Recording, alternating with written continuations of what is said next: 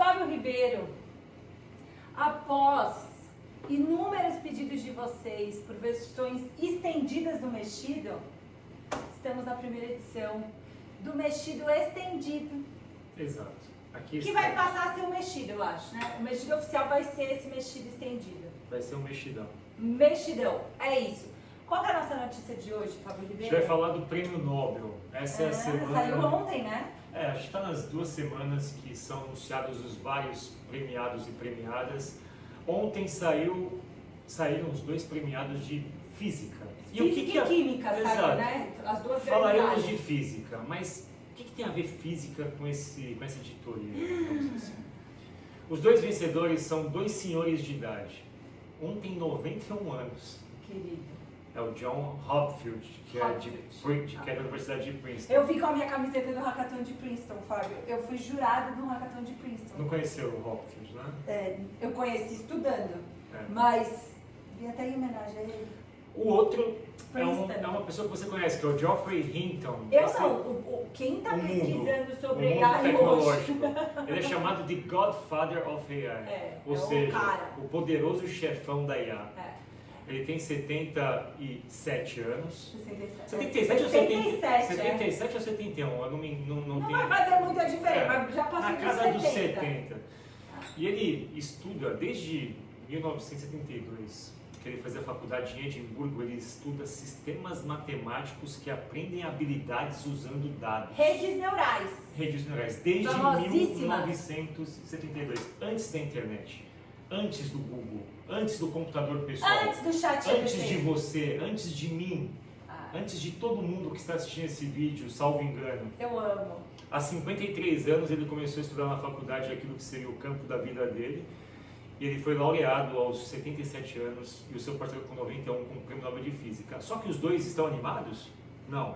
Estão completamente assustados. Não, mas calma, você andou muito rápido nessa história. Peraí, temos John Hopfield, mais velho, e que criou o que a gente chama de redes de aprendizagem, um conceito de matemática mesmo, de física, Fábio. Isso que ele veio antes do Hinton, do Geoffrey, e ele queria conseguir achar um jeito bem antes para física, de conseguir perpetuar a informação. Como é que eu posso criar uma estrutura que possa perpetuar a informação? Foi esse o gatilho dele. Tanto que a gente estuda na computação redes Hopfield, não chamava rede neural, chamava rede de nada, chamava rede Hopfield, porque era uma estrutura de dado matemático, como se fosse uma matriz, que conseguia perpetuar a informação. Nunca alcancei essa capacidade de explicação, mas chamava de rede Hopfield. Mas será que eles se inspiraram no Paul Baran também? Não, porque o Paul Baran começou com esse papo de rede na década de 60, né? Não, mas o Hopfield é antes. Rede de comunicação. É antes. Ele queria uma estrutura de dado, numa época que não era nem sobre digitalização a preocupação, era a perpetuação de informação para física. Porque tinha um lance meio tem uma inspiração no movimento dos elétrons, sabe? Tinha um lance assim, ele queria desenhar como os elétrons passavam informação para frente, uma pira. E aí ele criou essa tal de rede Hopfield, que foi que inspirou o Geoffrey Hinton, que é famoso na nossa galera, porque ele era um amigão legal lá do professor de Toronto, que era um fellow da engenharia do Google. E ele ficou famoso porque ele pegou essa rede de Hopfield lá atrás, melhorou, é considerado um dos pais da AI moderna, né, que é redes neurais, porque ele criou a parada de redes neurais, mas em 2023 ele pediu demissão do Google. Por quê? Ser fellow de engenharia do Google dava para ele algumas limitações de poder falar algumas coisas, declarar algumas coisas, e aí chega nessa história que o Fá estava falando, deles estarem felizes, mas mais ou menos. Porque a grande preocupação deles será que a gente vai ter inventado isso? O grande paralelo que se faz com essa descoberta é com o paralelo da física nuclear, né? Da discussão que a gente teve a exaustão ano passado com o filme Oppenheimer. A mesma discussão... o mesmo trauma de um Einstein, de um Oppenheimer. Que é o princípio que é paradoxal, né? Porque a gente sempre quis descobrir como as coisas funcionam. as estruturas biológicas, enfim, o cosmos e tudo mais. A questão é, e aí? Descobrimos. E agora? E aí, quando você descobre, você percebe, aí você separa dois tipos de pessoas, digamos assim, né? Aquelas que, munidas de um senso ético, se assustam muito, porque falam, ok, eu entendi como funciona, isso aqui pode ser muito bom, isso é controlável, isso é minimamente presumível, quer dizer, minimamente dá para eu entender como funciona, só que isso nas mãos erradas pode se reverter num poder que, enfim, escamba para algum tipo de violência ou uso desproporcional para causar mal em escala. Então o grande problema dele hoje é o seguinte, olha, ele disse isso nas entrevistas pós-Nobel. A BBC, eu li essa entrevista, a gente não tem a mínima ideia ainda do quanto a gente sabe em termos gerais como os sistemas de redes neurais se desenvolvem, mas a gente não tem a mínima ideia do nível de plasticidade que ela pode assumir, sobretudo no campo bélico. E como vai ser em áreas sensíveis, né? O medo dele, porque quando ele saiu do Google e começou a dar declaração, ele falou que talvez ele preferia não ter inventado isso, não ter sido responsável. Por quê? Era uma tecnologia muito geral, que sem dúvida nenhuma traria avanços, assim como a Revolução Industrial trouxe avanços para a nossa capacidade física, o que ele tinha criado era revolucionário, porque ia trazer avanços para a nossa capacidade cognitiva. Mas ele tinha medo do que isso ia significar em áreas sensíveis. E ele falou, eu talvez preferia não ter criado. Aí a BBC foi lá e eu gostei era uma jornalista mulher, eu ainda reparei. Ela perguntou, e aí? Agora que você ganhou o prêmio Nobel, você preferia não ter criado a parada que te deu 11 milhões de euros, não sei o que lá? Ela meio que brincou assim, tipo, você ainda acha que você não devia ter criado isso? E aí ele foi um pouco mais sutil na entrevista, ele falou, não, é inegável os avanços que a gente viu acontecer nos últimos 2 anos, principalmente de uso mais massificado, e eu vi grandes soluções, a vacinação, e aí ele citou algumas, mas eu ainda tenho medo. E o medo dele, eu ainda tenho medo. Eu aqui na minha área não técnica, eu faço o seguinte paralelo, e eu fico imaginando a loucura que deve ser isso, porque o que se pressupõe quando você pretende desenvolver uma rede neural que seja um sucesso? É que ela de alguma forma emule a plasticidade do pensamento humano. Né? Então, quando você se depara com algo que você criou e que você fala, caramba, isso de fato consegue pensar como um ser humano dos jeitos mais complexos, você pensa, ok, sensacional, funcionou, está funcionando, mas da mesma forma que ela replica a nossa estrutura de pensamento, existe o pensamento de um Nobel, que descobre aquilo para o bem, e existe o pensamento de um psicopata e de um sociopata, que ainda a gente não sabe quais são os mecanismos que levam uma pessoa, enfim, um irmão gêmeo, criado nas mesmas condições e teoricamente com a mesma biologia, uma pessoa vai para um lado, outra para o outro, uma se converte e tal. Então assim, o medo dele e aí é o que eu me arrepio até de falar isso, porque assim, é tão sensacional o que eu criei, que de fato pode ir para qualquer lado. Não é uma coisa que tem seletor de bondade, seletor de ética, não. E aí ele teme, sobretudo, ele na década de 90, se eu não me engano, ele recusou uma oportunidade de trabalho no governo americano, no Pentágono, se eu não me engano, dinheiro ou... O Geoffrey ou o Hopfield? O Hinton. O Hinton. Geoffrey Hinton. Porque os americanos queriam usar a inteligência artificial com fins bélicos. E o que ele mais teme é o uso militarizado da inteligência artificial, onde ela, em tese, poderia ganhar essa autonomia que todo mundo tem medo. De começar a falar, cara, acho que a conta matemática mais eficiente aqui é meio que matar todo mundo mesmo. Do ponto de vista de uma lógica de máquina que vai começar a racionalizar e para racionalizar fazer cálculos. E duas coisas. Tem um copinho de plástico aí? Esse aqui não é de plástico, Fábio. Eu queria um copinho. Mas vocês podem fazer em casa. Eu só lembrei de uma coisa. Eu estou fazendo um curso gratuito na USP de neurociência para educação. Não, tinha que ser aqueles de plástico bem marromeno. Depois a turma faz aqui em casa. Vocês pegam em casa. Vocês vão entender a imagem. E aí, nesse curso, justamente... Aí, ótimo. Pega 2 aí pra mim. Esse mais um. É que aqui a nossa produção ela é muito grande. A produção é a equipe é muito grande. Qual foi o exemplo que a turma deu durante o curso? Que era... Olha que coincidência de ter falado de neuroplasticidade, Fábio. E de redes neurais. O que eles estavam falando sobre neuroplasticidade no módulo dessa semana? E aí, por que ele falou que não é elasticidade e sim plasticidade?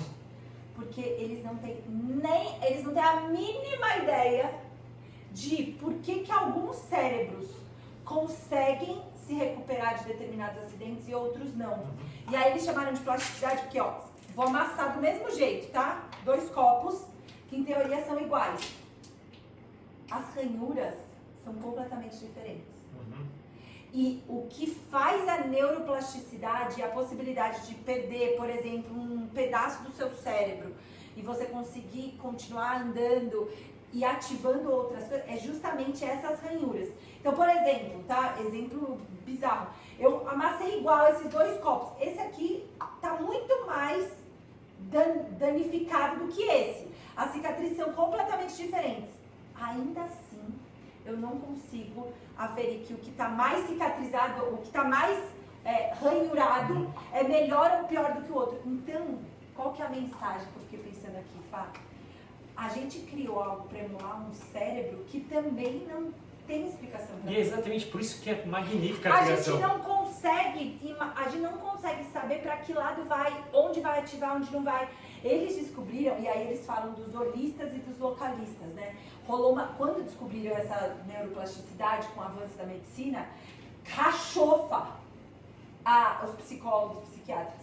Os localistas eram aqueles que falavam assim, não, mas gente, calma. A gente tem algumas certezas aqui. Aqui no nasce neurônio, essa área de emoção, algumas certezas a gente tem. E tinham os holistas, que falavam assim, então, não é bem assim. Aí, um cara lá, esqueci o nome do cara, conseguiu provar um negócio que chama neurogênese, que é possível nascerem novos neurônios e inverter partes completas. Então, os localistas meio que tipo, acabou, não tem como controlar. Mas Ou seja, a neurociência não controla. O mais espetacular disso tudo é que assim, a gente mal decodificou o cérebro humano e a gente recriou um artificialmente, ou seja, a gente tem 2 problemas agora. 2 problemas. Mas enfim, a grande questão toda da descoberta, e aí acho que os alertas que ele faz, trazendo isso para o que isso do Prêmio Nobel da Física... Mas por que foi da física? Você entendeu por que eles ganharam? Não existe um Prêmio Nobel de AI, nem um Prêmio Nobel de Tecnologia. Tem um prêmio que ele tinha ganho, ele já havia... É equivalente. É o Prêmio Nobel da... Assim, é Física, Química sim, e Matemática. Literatura. E literatura, são 4, Mas, enfim, por que até por não existir, criaram o física? Turing, você sabe, né? O Turing eles já ganharam também. Então, mas é separado. Sim. E é mais óbvio. Por que eles ganharam da física? Não sei. Nem eu. Eu acho que é por conta... Essa parte foi a parte que duplo. O Hopfield acho que é por causa veio da de física. estudo de corpos e movimentos, deve ser uma Não, coisa do tipo. O Hopfield veio da física tentando emular esse lance, mas o Hinton não. Sim. Bom, de toda forma Eu ganharam não sei um por que eles prêmio ganharam de física. que vai trazer a discussão para um nível... Essas discussões geralmente elas não vêm para um nível popular, né? Agora, por que isso é tão importante para a história ao ponto de receber uma distinção dessa? Nobel. E aí eu acho que todos esses premiados, eles se sentem na responsabilidade de didatizar um pouco a descoberta deles, né? Já aconteceu isso com o células tronco no passado e assim por diante. A grande preocupação que eles têm, de fato, é alertar, olha, a gente que criou não entende como funciona. A gente entende até a página 2, a página 3. Daqui para cá, a gente só entende que a gente não entende. O que eu acho que é um nível de modéstia muito grande, né? Porque geralmente as pessoas, tem gente com uma startup aqui vendendo serviços que fala que entende tudo. E a pessoa que criou fala, olha, se ele entende, eu não sei, mas eu que criei... Eu não vou me arriscar. E ao dizer eu isso, ele traz um pouco mais de... Ele coloca um pouco mais de cor, de tintas dramáticas nessas discussões que a gente tem sobre privacidade, sobre discussões de vieses e tal.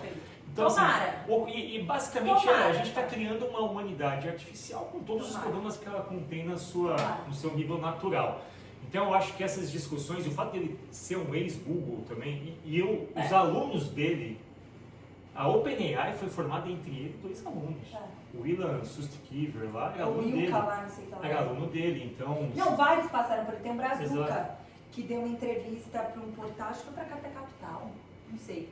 Que deu uma entrevista falando que ele achava graça, que foi orientando dele, do Hinton, e que ele mesmo já tinha 25 anos de pesquisa em AI, e que o Hinton tinha, tipo, 50 anos de pesquisa em AI, e a galera ainda vinha fazer entrevista com ele, tipo, e as novidades? Ele, tipo, gente, peraí, isso aqui tá na minha vida há 25 anos. Mas O do Hinton, então, Sim. tá há 50 anos. Sim. Então, houve, obviamente, eu acho que esse é um ponto, né?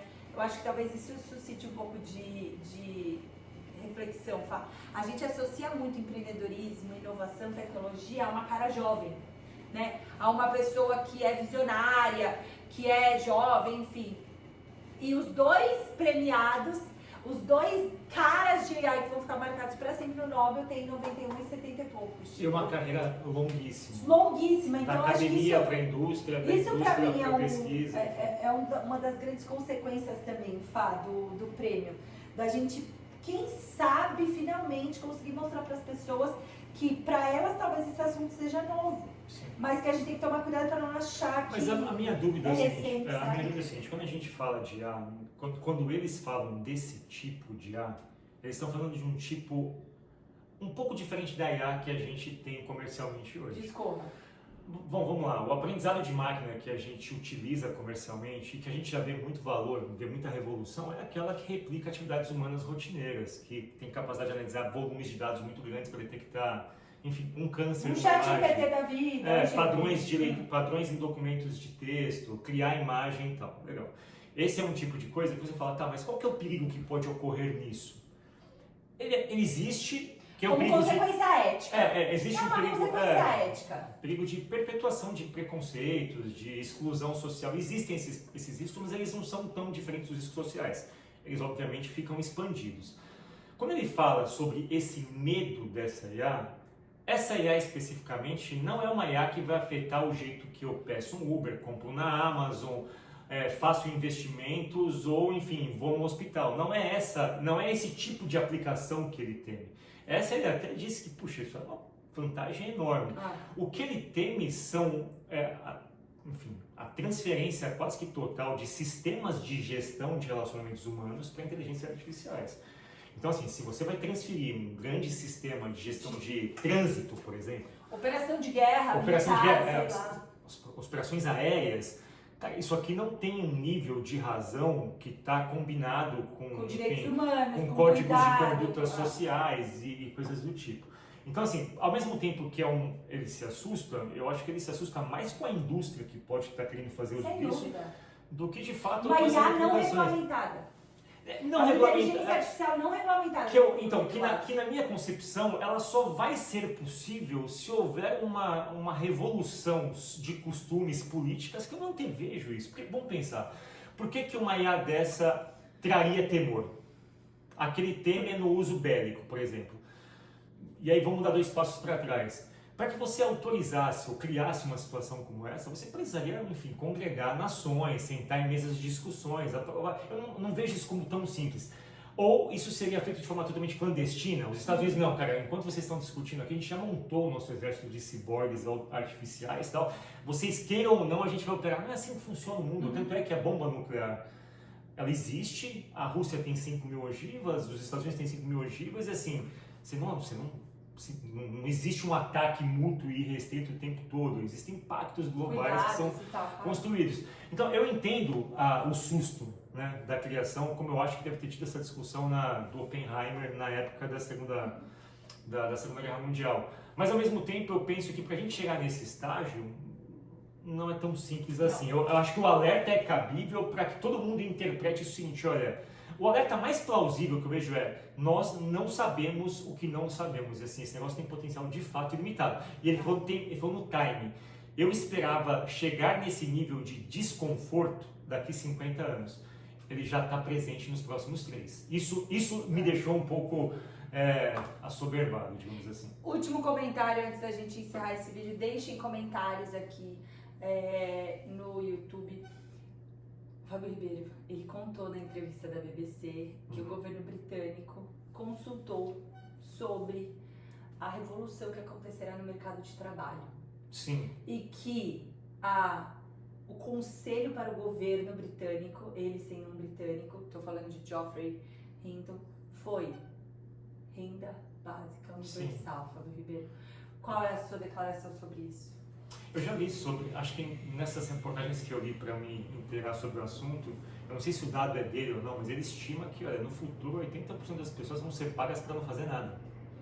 O que ele disse em termos gerais foi isso, olha, 80% das pessoas vão ser pagas para ficarem nas suas casas, porque obviamente não faria sentido mais o uso das suas operações motoras, mecânicas, dentro do espaço de trabalho. Essas pessoas vão receber um auxílio para que elas possam, de alguma forma, diversificar ali algum tipo de interesse, sobreviver a economia, né? Mobilizar a economia. Eu não gosto muito dessa discussão, porque eu acho que ela é uma discussão seguinte, tá bom, vamos lá. Esquece a tecnologia por um momento, tá? E eu não gosto dessa discussão porque ela é uma discussão que, para mim, ela não é uma discussão sequer humanista. Se eu já sei que essa tecnologia pode provocar um desemprego em massa de 80% da população mundial, e eu não sei o que significaria isso, porque eu digo, legal, elas vão ter dinheiro, elas vão estar pacificadas. Será? Não sei. Se eu já sei que essa tecnologia tem essa capacidade de gerar esse nível de desemprego em massa, por que eu vou avançar nela? Porque e aí eu entro numa discussão filosófica. A tecnologia deveria ser algo que melhorasse a vida dos seres humanos. Isso não me significa, não me parece que vai melhorar. Otimizar processos corporativos não necessariamente vai levar a um mundo melhor. Não, eu acho que processos corporativos sim, mas um mundo com 80% das pessoas sem fazer nada, não me parece um mundo que se justifica dentro de uma sociedade que ela é gregária, ela é comunicativa, comunitária e tal. Então assim, a gente está preferindo, então, é o seguinte, olha, a gente está criando um negócio aqui que ele não vai ser tão bom não, mas já temos a resposta. Ele vai ser bom em certas coisas, ele vai causar revoluções aqui, mas olha, o segredo aqui que eu não quero contar, vou ter que antecipar, 80% de vocês não tem que fazer mais nada. Mas como assim? Isso não pode ser bom? Então, assim... A gente está querendo remediar algo, e aí, a renda básica seria remediar. Exato. Aí lá no W20 que você estava na semana passada, tinha uma indígena falando, ela falou, cara, como assim? Por que vocês preferem esse tipo de vida do que cuidar do rio, de uma floresta? Porque tudo que a gente precisa está na floresta, no rio. Eu não vou para esse... A Ticuna, para a gente dar as referências. Eu não vou para esse lado, obviamente, porque seria, por mais que eu concorde, é utópico dentro da Constituição que a gente tem hoje, mas sabendo que a felicidade humana... Sabendo que destruir a floresta vai te matar... Que burro! Então não, é como se eu dissesse, não, tudo bem, a gente vai destruir a floresta, mas daqui 40 anos todo mundo vai ter máscaras de oxigênio próprias e super tecnológicas. Legal então! Ótimo, muito bom, então vamos seguir em diante. Vai ter a máscara então, para todo mundo? Então bora. Fechou, pode destruir tudo, seca os rios aí e tá tudo certo. A gente toma cápsulas de alimento, é isso, não vai precisar... Essa discussão, ela não faz sentido de partida. Perfeito. Então assim, por mais que eu goste do conceito de renda universal na sociedade atual, essa discussão me dá um curto-circuito gigantesco.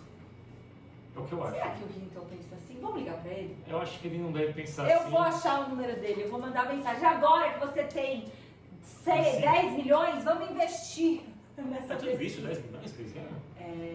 Tipo isso, eu acho. É da coroa sueca, né? É alguma coisa de coroa sueca. Eu acho que são 11 milhões de coroas suecas. É criado a partir do Alfred Nobel, que foi o criador da dinamite. Da fortuna dele, que tá, tipo, é um endowment dele? Eu acho que foi, se eu não me engano, eu posso estar errado, e aí, enfim, a história que eu entendo na minha cabeça é tão legal que ela pode estar errada. Mas eu acho que foi por conta de ele ter compreendido que uma das coisas que ele criou não era tão legal assim, e aí ele investir... mas ao mesmo tempo ele tá só... Enfim, as coisas continuam sendo não tão... Não, desgraça. Não é verdade. A maioria dos prêmios, elas não têm essa dramaticidade. Esse mesmo, ele é muito bom. O que a gente está pegando é para analisar um ponto que o próprio autor da pesquisa e desenvolvimento que bom que trouxe. Foram os AI guys. E que foram os AI guys do início da parada, assim. Eu fiquei feliz, particularmente como técnica, de ver esses nomes em voga. Principalmente Geoffrey Hinton, que é um cara que eu já acompanho há um tempo. Então esse foi o Mexido Novo? É o Mexido Novo formato. Novo formato. Piloto. É isso, até mais. Tchau, gente.